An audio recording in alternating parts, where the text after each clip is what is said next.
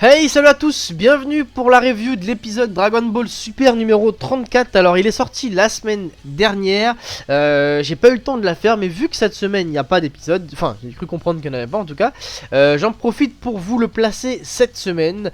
Je vais d'abord parler aussi de l'épisode dernier parce que j'ai lu vos commentaires et il y a quelques personnes qui me disaient justement que Frost avait pas que Goku avait pas laissé gagner Frost mais qu'il l'avait empoisonné, voilà. Alors je pense que les gens qui disaient ça dans les commentaires regardent sûrement les scans Dragon Ball Super, ce qui n'est pas mon cas. Du coup il doit être un petit peu en avance parce que pour avoir détecté ça, à mon avis ça doit être ça. Parce que j'ai regardé l'épisode, le 33, je l'ai re-regardé après avoir vu les commentaires. Et effectivement on voit un moment donc que Frost met un coup de poing dans la main de Goku. Et on voit un tout petit truc qui brille à un moment. Bon, fallait vraiment le voir. Donc je pense que les gens qui m'ont dit ça en commentaire regardent les scans. Donc bon, si vous savez un truc, évitez de spoiler dans les commentaires quand même. Puisque moi personnellement, j'aurais pu le remarquer, c'est vrai. Mais je l'ai pas remarqué dans l'épisode 33. Quoi qu'il en soit, dans cet épisode on en sait un peu plus justement sur Frost, puisque non seulement on découvre en fin d'épisode sa vraie nature, à savoir que c'est ni plus ni moins un Freezer en fait, tout simplement. Il fait semblant d'être gentil aux yeux des gens pour se faire bien voir tout simplement, alors qu'il est pas du tout gentil. Il fait exactement la même chose que Freezer.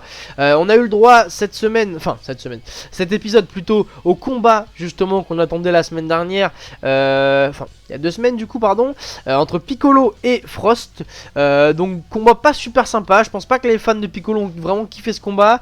On voit Piccolo qui campe entre guillemets, qui campe pour charger sa technique fétiche qu'on n'a pas vu depuis longtemps, c'est vrai.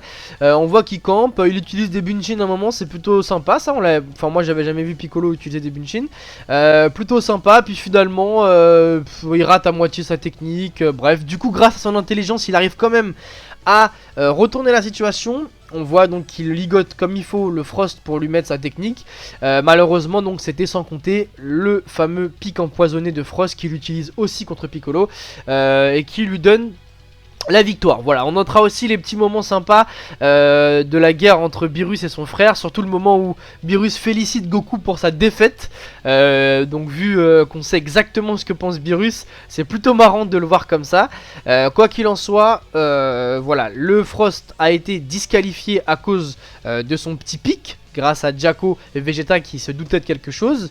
Malheureusement Vegeta a mis un gros coup de pression à Piccolo pour qu'il abandonne. Du coup Frost est toujours dans la course et c'est Vegeta qui décide, lui et son honneur, d'aller justement défier le Frost et le mettre au tapis. Voilà, donc vu la preview qu'on a pour le prochain épisode, je pense qu'il va être plutôt pas mal. Même vu le nom de l'épisode, je pense que ça va être sympa, le petit Vegeta versus Frost. Et donc voilà, il s'est pas passé plus de choses que ça dans cet épisode. Alors par contre, j'ai pas vraiment compris pourquoi il voulait le disqualifier, le Frost, puisque le pic qu'il a dans le bras, j'ai comme qui dirait l'impression que ça fait partie de son corps, comme il l'a dit. Une arme, c'est quelque chose qui est du coup qui fait pas partie du corps. C'est une arme, c'est quelque chose qu'on peut enlever, récupérer et compagnie.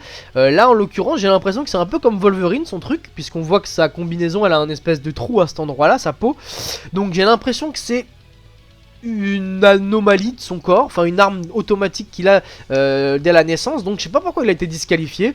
Bon, quoi qu'il en soit, c'est pas vraiment très important, puisque avec l'abandon de Piccolo il est toujours en course et on va voir Vegeta l'affronter.